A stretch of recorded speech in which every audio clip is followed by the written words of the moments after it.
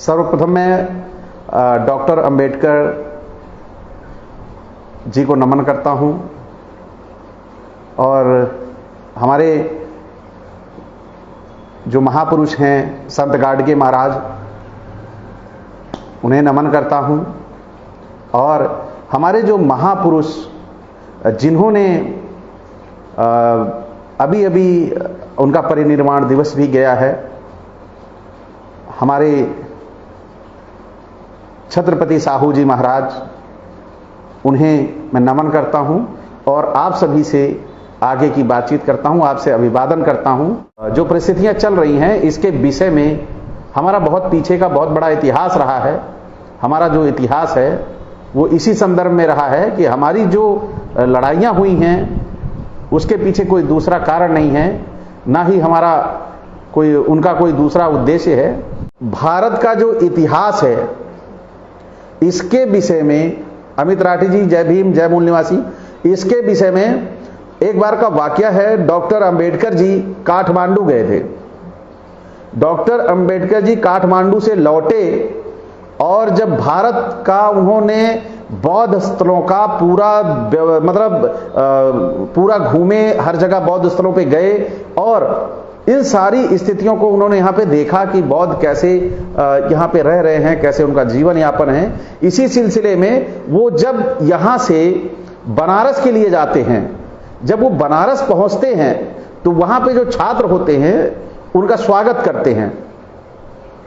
जब छात्र वहां पे उनका स्वागत करते हैं तो वहां मंच पे डॉक्टर अंबेडकर वहीं पे ये कहते हैं कि भारत का इतिहास और कुछ नहीं, भारत का इतिहास और कुछ नहीं, बौद्ध धर्म और ब्राह्मण धर्म के बीच में निरंतर चलते हुए संघर्ष ही रहा है। यानी कि जो बौद्ध धर्म और ब्राह्मण धर्म निरंतर जो संघर्ष चलता रहा है वही इतिहास है हमारे भारत का। तो हमें ये पता चलता है यहां से कि हमारा इतिहास क्या है। हमारा इतिहास जो है वो कितना बृहद है। हमारे सामने अगर हम ब्राह्मण को देख लेते हैं तो हमें अपने इतिहास का पता लग जाना चाहिए। उसके व्यवहार को देख लेते हैं तो हमें अपने इतिहास का पता लग जाना चाहिए कि हमारा इतिहास क्या है, ब्राह्मण हमारे साथ कैसा व्यवहार कर रहा है। आज हमारे साथ वो नम्रता का व्यवहार कर रहा है, ये हो ही नहीं सकता। तो जो उसका व्यवहार है वही हमारा इतिहास है।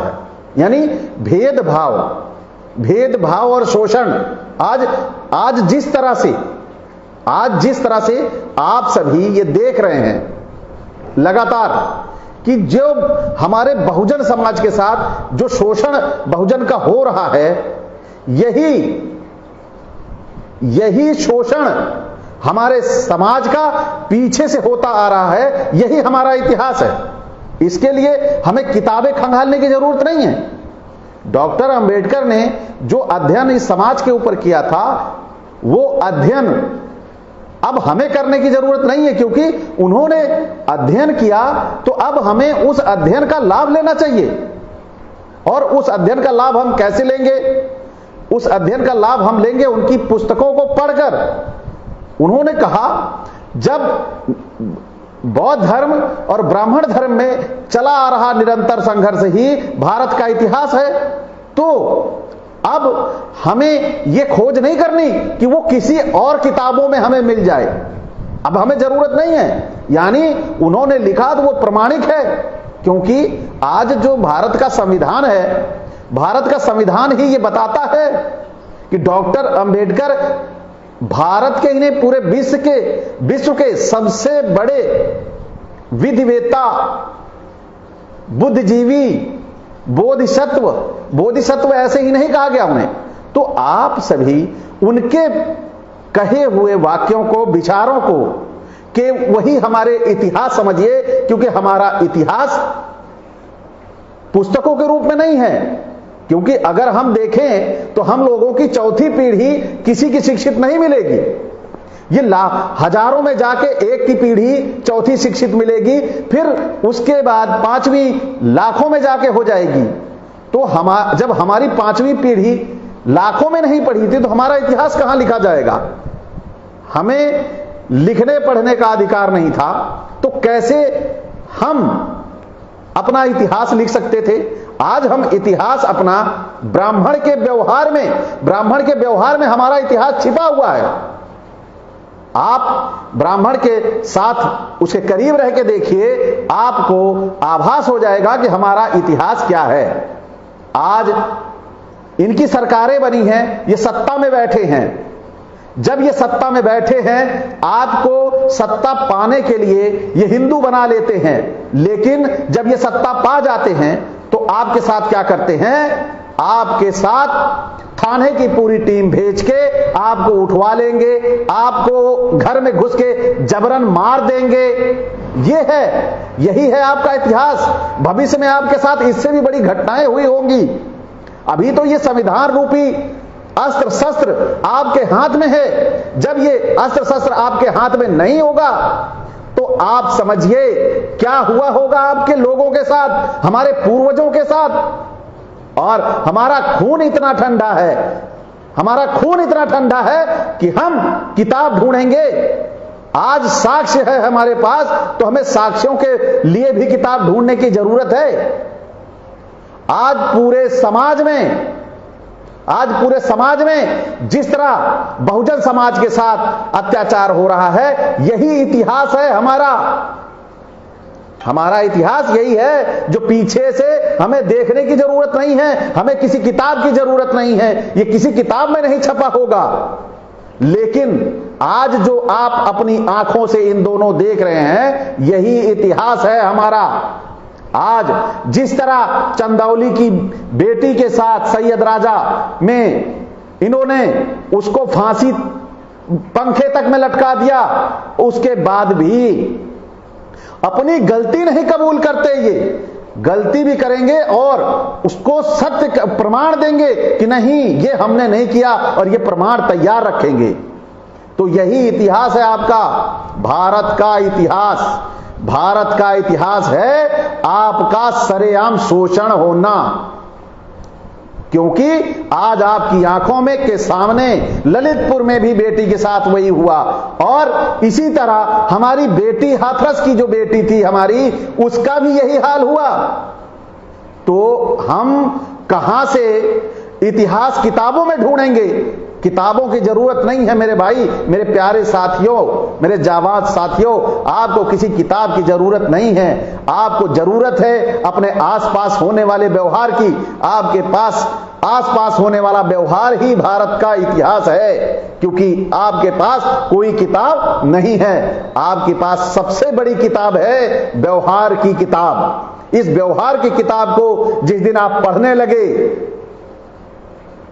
जिस दिन इस व्यवहार की किताब को पढ़ने लगे, निश्चित तौर पर देखिए, हमारे एक भाई ने लिखा हुआ है, राम विलास साके जी लिख रहे हैं, पंडित जी आपको क्या बोले थे भाई साहब, जरा लिखिए कौन है ऐसा पंडित जेल जाने की धमकी दे रहा है? तो जेल से डरते हैं क्या? उस पंडित से बताइए, जेल से डरते हैं क्या? भेज दे जेल।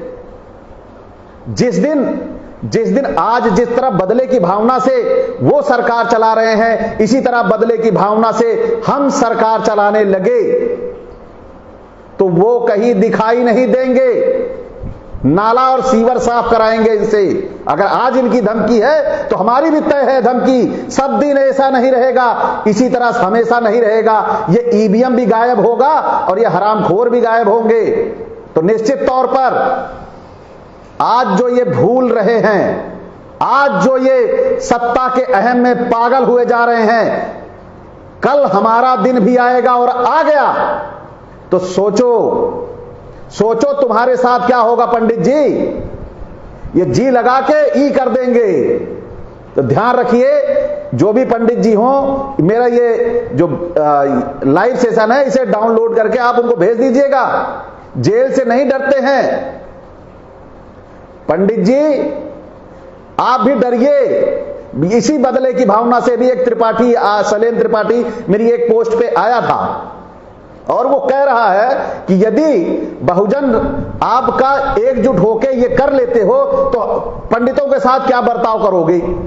मैंने कहा जैसे को तैसा। अब मैंने गलत नहीं कहा। अब वो कह रहा है कि इसका मतलब है कि आप अत्याचार खूब करोगे।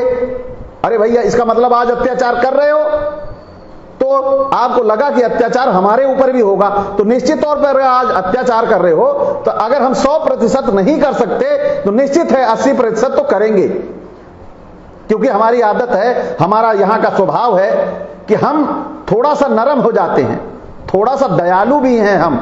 हमें मानवता जो सिखाती है उसमें हम छोड़ भी देते हैं। लेकिन अब इतना समझ लो कि अगर तुम हम पे अत्याचार कर रहे हो तो हमारा भी समय आएगा।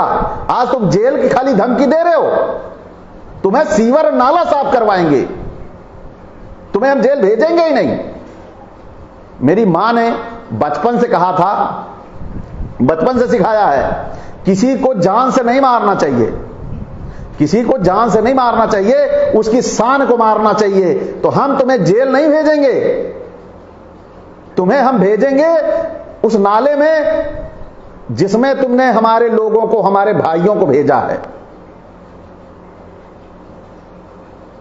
तो आप सभी साथियों से आज जो चर्चा का विषय था हमारा, मैं थोड़ा भावावेश में हो गया, क्योंकि अब जहां पे जिनसे हमारी लड़ाई है, जिनसे हमारा 36 का आंकड़ा पुश्तैनी चला आ रहा है, जिन्होंने हमारे इतिहास को मटिया मेट किया, उसी इतिहास के बारे में आप सभी से जो ये चर्चा हो रही है कि हमारे भारत का जो इतिहास है वो बौद्ध धर्म नहीं है, ये सभी आप लोग जान लीजिए। बौद्ध जो है एक विचारधारा है, सत्यता और मानवता की एक राह है, जिस राह पे सबके बस की बात नहीं है कि जो इस राह पे चल ले, क्योंकि ये राह बहुत कठिन है।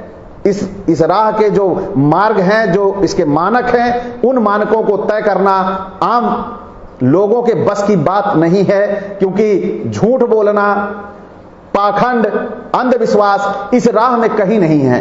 तो इस राह पे चलने वाला सच्चा इंसान ही हो सकता है, यहां पाखंडी और धूर्तों की जमात नहीं है। तो आप इस तरफ देखते हैं जहां मानवता और पूरे समाज को साथ लेके चलने वाली भावनाएं लोगों के बीच में है, वो भावनाएं दूसरी तरफ हमारा जो ब्राह्मण धर्म आता है, इसमें बिल्कुल भी मतलब एक दूसरे से जस्ट अपोजिट हैं। यानी ये कहता है मानवता की राह पे चलो, तो दूसरा ये कहता है कि नहीं, केवल अपने जाति विशेष के लिए काम करो, जाति विशेष की तरक्की के लिए काम करो। तो ये कैसे संभव है जब सभी मानव एक हैं? जब सभी मानव एक हैं तो हम कैसे कह सकते हैं हमारा इतिहास क्या है? डॉक्टर अंबेडकर की भाषा में हमारा इतिहास है बौद्ध धर्म और ब्राह्मण धर्म के बीच में चलता आ रहा निरंतर संघर्ष ही हमारे भारत का इतिहास है। तो ये शब्द जो हैं हमें बता देते हैं कि हमारे भारत का इतिहास क्या है। जो लड़ाइयां हुई हैं वो लड़ाइयां आप देखिए, पूरा का पूरा एक रजवाड़ा ही समाप्त कर दिया। बृहदत्त की हत्या धोखे से कर पहले अपनी बहन देते हैं, शादी करते हैं उसके साथ, उसके बाद धोखे से ये घर में घुस के उनकी हत्या कर देते हैं और सत्ता को प्राप्त कर लेते हैं। यानी इनके अंदर ऐसी गंदी घृणित मानसिकता है कि अपनी बहन बेटी का भी इस्तेमाल कर लेते हैं। तो आप सभी सोच सकते हैं ये घृणित इतिहास उनका हमें बताता है कि हमें कैसे सावधान रहना है। आज हमारे समाज के लोग इसी से सावधान नहीं हो पा रहे हैं। हमारा इतिहास क्या है, कैसे है, इसके लिए हमें भटकने की जरूरत नहीं है, किताबों की जरूरत नहीं है। केवल आप एक दिन अपनी जाति का लेबल मजदूर बनके, अपनी जाति का लेबल गले में लटका के, यानी कि सब जगह जहां जाओ उस गांव में बताओ, ब्राह्मणों का गांव हो, आप पहुंच जाइए, आपको अपने इतिहास का दर्शन आपकी आंखों से हो जाएगा। जब कहा जाएगा आप समर्थवान होते हैं, आप मजबूत होते हैं, तो आपकी जाति खत्म हो जाती है। क्योंकि आज देखिए जितने लोग मजबूत हुए हैं उनको उपहार के रूप में उनकी बहन बेटियां मिली। अकबर को देख लीजिए, अकबर को जोधा मिली, किस लिए? समर्थवान था। अखिलेश को डिंपल मिली, क्यों? समर्थवान है। अगर ये समर्थवान ना होता तो क्यों आज बहुतेरे यादव पड़े हैं? उनके साथ जब लड़की उनकी भागती है तो उसकी हत्या कर देते हैं, ये उसे मार देते हैं। लेकिन अखिलेश यादव को क्यों नहीं?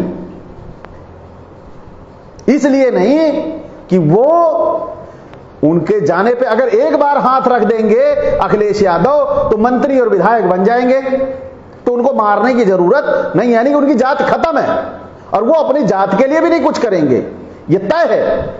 अखिलेश यादव अपनी जात के लिए भी नहीं कुछ करेंगे, ये तय है। क्यों नहीं करेंगे? इसका भी कारण है कि जब उनके पास धन आ गया है तो अब वो समाज से मतलब नहीं है, अब उन्हें केवल अपने स्टेटस से मतलब है। स्टेटस की लड़ाई लड़ रहे हैं वो। समाज से मतलब होता तो निश्चित तौर पर आज जो घटनाएं हो रही हैं उन घटनाओं के परिप्रेक्ष्य में वहीं पे वो बंदा जाके बैठ गया होता और जब तक त्वरित फास्ट कोर्ट से उसका निर्णय ना होता वहां से ना उठता।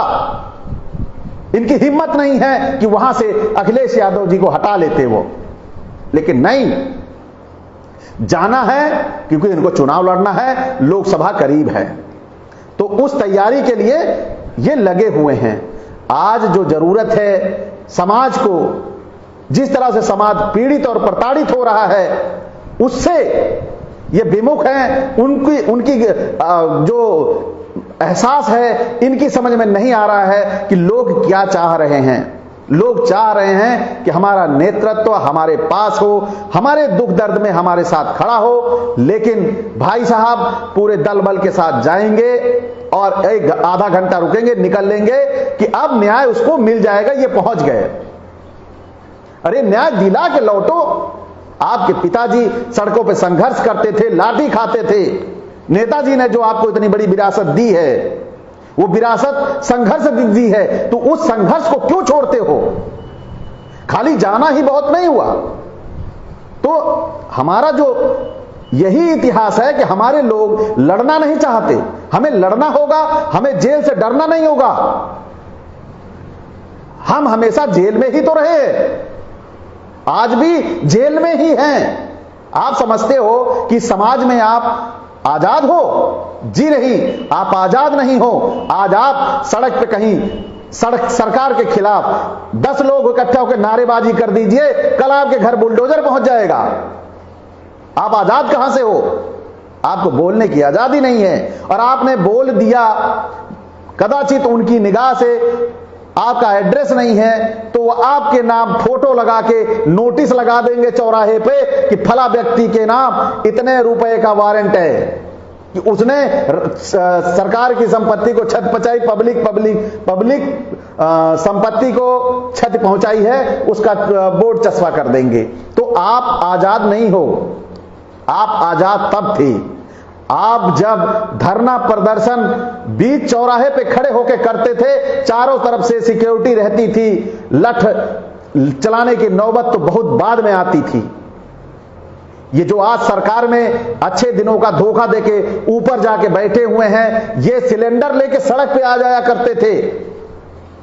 प्याज महंगी होती थी तो प्याज की फोटो अपने कार पे बना के लेके निकलते थे गली गली कि प्याज कांग्रेस के सरकार में इतनी महंगी हो गई है, खाली 80 रुपए किलो प्याज थी। तो आज अगर इतनी महंगी वस्तुएं होने की वजह से आज यदि मान लीजिए आलू का भाव 10 रुपए है तो कल ये नहीं पता कि आलू का भाव क्या होगा। ऐसी अस्थिरता भारत में कभी नहीं आई थी। आज किसी भी वस्तु का मूल्य ले लीजिए, एक पंखा खरीदने के लिए आप जाते हैं, पंखा आज खरीद के लाते हैं, अब 2000 का वही पंखा आप 10 दिन बाद खरीदिए 2500 का वही पंखा सेम मिलेगा। आखिर क्यों? ये स्थिरता बाजार में क्यों नहीं है? ये लूट हो रही है या ये वस्तुओं कौन सी ऐसी चीज है 10 पैसे 15 पैसे 20 पैसे पेट्रोल बढ़ता है और वस्तुओं पे 100 200 रुपए 300 रुपए बढ़ जाता है। तो ये लूट कौन कर रहा है? ये लूट इन्हीं के लोग कर रहे हैं। तो और यही लूट जो आपको अपनी आंखों से दिखाई दे रही है, यही आपका इतिहास है। मेरे कहने का मतलब, इतनी देर बताने का मतलब कि जो आपके पुरखों के साथ हुआ, पूर्वजों के साथ हुआ, वही इतिहास है, यही इतिहास है। तो आज जरूरत है हमें यह देखने की कि हम इनके साथ कैसे निपटेंगे, हमें इनके साथ कैसे रहना है, हमें पूरी तैयारी करनी होगी। और जब तक हम तैयारी नहीं करेंगे तब तक हम कुछ नहीं कर पाएंगे। राणा प्रताप जी, भारत के लोग अपनी रियल हिस्ट्री नहीं जानते, लेकिन रियल हिस्ट्री का एहसास कर सकते हैं। इसका मैं दावा करता हूं। इसका दावा मैं इस तरह करता हूं कि आप रियल हिस्ट्री जानने के लिए आप वर्तमान सरकार की सारी संरचना को समझ लीजिए।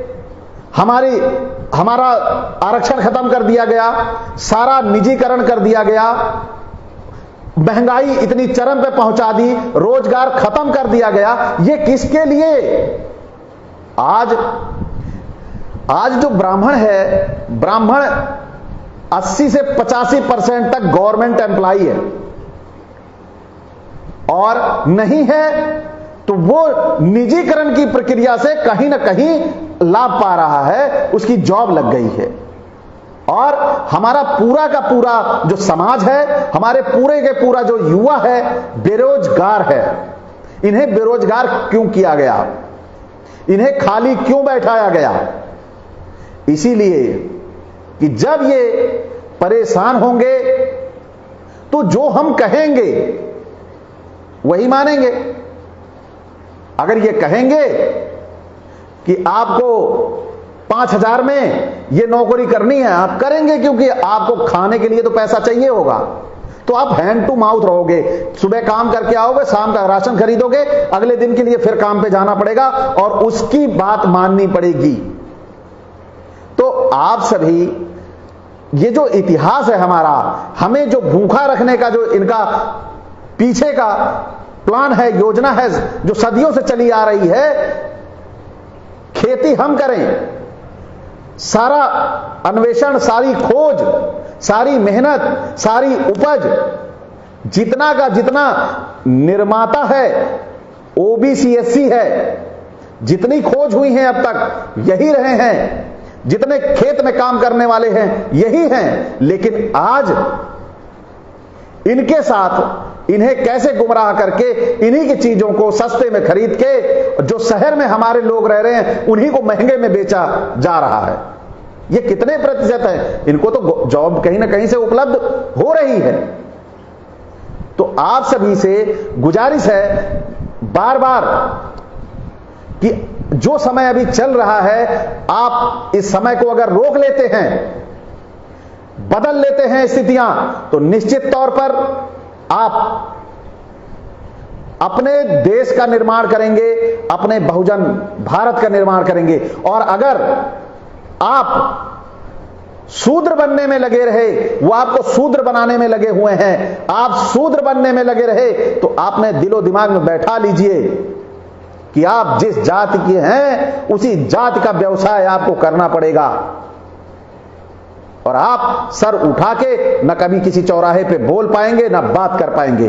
तो आपके लिए ये मैं अभी से चेतावनी और हिदायत दे रहा हूं कि आप सावधान हो जाइए और जो हमारे महापुरुषों ने लिखा है उनके शब्दों में अपने उद्धार का रास्ता ढूंढिए, उन्हीं में मार्ग का अपना मार्ग बनाइए, उसी अनुसार चलिए, तभी जाके आप अपने परिवार का, अपने बच्चों का उज्जवल भविष्य बना पाएंगे। अन्यथा आपके बच्चों का भविष्य मटिया मेट कर दिया जाएगा। जिस तरह से ये सरकार चल रही है, ये सरकार नहीं चल रही है, पिछले आप 10 सालों में देख चुके हैं लगभग होने वाले हैं, क्योंकि ये लोग ये बातें भी पकड़ते हैं कि ये सही नहीं बोल रहे थे, तो 10 साल होने वाले हैं, 2 ही साल बचा है। 10 साल होने में, 10 साल में पीछे की जो हमारी विकास की गति थी वो पूरी की पूरी चौपट हो चुकी है। ये आप सभी अपनी आंखों से देख रहे हैं। कहीं भी कोई बड़ा प्रोजेक्ट इस गवर्नमेंट ने नहीं लगाया। इस गवर्नमेंट ने जो भी बड़े प्रोजेक्ट थे उनको बेच देने का काम किया है। तो आप समझ सकते हैं कि यह सरकार आपके लिए कितनी चिंतित है। यह सरकार आपके लिए इंतजाम कर रही है हिंदू राष्ट्र का, और आप शूद्र बनना चाहते हैं या बहुजन बनना चाहते हैं, यह अब आपको तय करना है। अगर आप शूद्र बनना चाहते हैं तो गुलामी के लिए तैयार रहिए, क्योंकि वो आपकी आदत बन चुकी है। क्योंकि आप उठना नहीं चाहते, अपने घर से निकलना नहीं चाहते। आज नहीं निकले तो निश्चित तौर पर आप कभी निकलने लायक भी नहीं रहेंगे। एक बार ये जो बृहद संविधान, विश्व का सबसे बृहद संविधान आपको गिफ्ट में मिला हुआ है, उसके महत्ता को समझिए। अगर आप इसकी महत्ता को नहीं समझेंगे तो निश्चित तौर पर आप अपने बच्चों के साथ, अपने परिवार, आने वाली पीढ़ियों के साथ कुठाराघात कर रहे हैं उनके भविष्य पे। आप बिल्कुल भी चैतन्य नहीं हैं, आप सुषुप्ता अवस्था में पड़े हुए हैं। तो उस सुषुप्ता अवस्था से उठिए, निकलिए, जागिए, और इन मनवादियों के बढ़ते कदमों को हमें पीछे खींचना नहीं है, काट देना है। और जब तक हम इस कंडीशन पे नहीं आएंगे, इनके बढ़ते कदमों को काटेंगे। अब इन्होंने अपने कदम इतने बढ़ा लिए हैं कि अब खींच के इन्हें पीछे नहीं कर सकते, तो इससे है कि हम इनके पैरों को काट दें। तो आप सभी भारत के बृहद इतिहास को जाने। हमारी अधिकतर जातियां ओबीसी एससी की भारत के राजा रहे हैं, अधिकतर रजवाड़े रहे हैं। लेकिन आज उन रजवाड़ों की दशा क्या है? क्या हमारे अंदर इतना भी खून नहीं रहा अपने सम्राट अशोक, अपने चंद्रगुप्त मौर्य, अपने वीर योद्धाओं और जो हमारे वीर योद्धा हुए, क्या इनका जरा सा भी उबाल नहीं आता हमारे खून में? भीमा कोरेगांव जैसे महापुरुषों के जो जोश और जोशो खरोश था, क्या उन्हें पढ़ने के बाद जरा सा भी हमारे खून में उबाल नहीं आता कि हम शांत पड़े हुए हैं, हम इस देश के शासक हैं, हम इस देश के रजवाड़े हैं, हमें उठ खड़ा होना चाहिए। शिवाजी, भगत सिंह, इन सबके जो बलिदान हैं, इन सबके जो समाज के प्रति योगदान है, इन सबको पढ़ने के बाद आपका खून इतना ठंडा है कि वो थोड़ा सा उबाल भी नहीं मारता। अरे कैसे हैं मेरे भाई आप लोग? थोड़ा सा तो उबाल मारना चाहिए। हम वीर सैनिकों के परिवार से हैं, उन वीरों के परिवार से हैं जिनके तलवार के दम पे अखंड भारत बना था। तो क्या हम वापस अपने भारत को अखंड भारत नहीं बना सकते? इतने हम निकम्मे हो गए हैं, इतने हम कमजोर हो गए हैं। तो आप सभी इस मूवमेंट पे काम करिए, इस मिशन पे काम करिए कि हम भारत को वापस अखंड भारत बना पाएं, सम्राट अशोक का भारत बना पाएं। इसके लिए हम तत्पर हैं। आप सभी साथ आइए, साथ दीजिए, साथ लीजिए। मुझे विधायक, एमपी, एमएलए बनने का शौक नहीं है और मैं कभी बनूंगा इसका मैं एफिडेविट आपको दूंगा, लेकिन आप केवल साथ दीजिए। निश्चित तौर पर इस देश को हम बहुत ही जल्द बहुजन राष्ट्र बना लेंगे, अखंड भारत बना लेंगे। केवल आप लोगों को साथ देना और साथ लेना है। आप ही में से कोई देश का विधायक होगा, मुख्यमंत्री होगा, प्रधानमंत्री होगा, आप ही लोगों में से होगा। आपसे मेरा वादा है कि मैं नहीं रहूंगा इस पे, लेकिन आप लोगों के लिए अगर मुझे जेल जाना पड़े, फांसी झूलना पड़े, उसके लिए भी मैं तैयार हूं। लेकिन सबसे पहले मैं वो कूद के फांसी ही लटक जाऊं, कोई ऐसी वारदात कर दूं, वो भी तो सही नहीं होगा। तो आप लोग साथ दीजिए, हम कुछ ऐसा करें, आप लोगों का जब साथ का भरोसा मिल जाए तो हम ऐसा करें कि वाकई ही ये मनवादी मजबूर हो जाएं और हमारे जो अपने विचार हैं, हम उन विचारों को इस देश से जोड़ सक, देश के लोगों को और भी जोड़ के अपना बहुजन राष्ट्र बना पाएं। तो आप सभी साथियों से मैं बार बार लाइव आता हूं और कहता हूं कि आप सभी जुड़ें, साहस दें। अगर नहीं आपकी हिम्मत है निकलने की तो थोड़ा तो साहस तो बना सकते हैं, आप हौसला तो दे सकते हैं कि आपके अंदर वो भी खत्म हो गया है, हौसला भी नहीं है आपके अंदर देने का। अब मुझे कानूनी कार्यवाही में गंगोत्री विश्वकर्मा जी, भाई साहब, अगर आपको कानूनी कार्यवाही के लिए बताया जा रहा है, आपको डराया जा रहा है, तो मैं आपसे वादा करता हूं आपके प्रति जितना भी पैसा लगेगा कानूनी कार्यवाही में, वो आपका संगठन वहन करेगा। ये मेरा वादा है। आपका एक पैसा नहीं लगेगा, आप दिल खोल के लड़िए। आपको हर जगह से बेदाग, बाइज्जत छुड़ा के लाने की जिम्मेदारी संगठन की है। संगठन आपके साथ सदैव खड़ा है। इसके लिए यदि कोई जरूरत पड़ती है कि बड़े धन की भी, तो मैं अपना घर भी बेच देने को तैयार हूं, लेकिन आपके ऊपर कोई आपदा नहीं आने दूंगा।